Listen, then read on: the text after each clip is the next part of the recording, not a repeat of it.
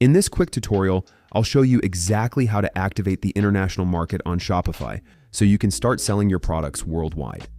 Once you're logged into your Shopify admin, head to the settings in the bottom left corner. From there, click on Markets. You'll see your primary market first. This is usually set to your local country. Just below that, Shopify should already have created an international market for you by default, but it's not active yet. To sell internationally, click on the international market to edit it. Click on More Actions, then select Edit. A pop-up will appear where you can change the name of the market and select which countries to include. You can select all the countries you plan to sell to, but make sure to remove any regions you can't deliver to, especially if you're using a dropshipping supplier. Once your countries are selected, go back and set the market status to active. Click Save, and now your international market is live.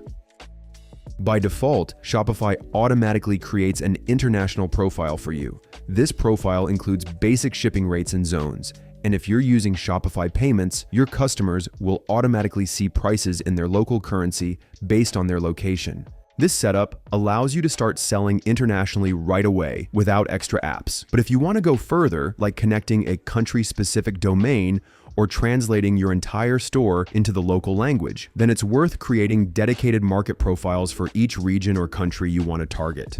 Click on this video to learn how to do it.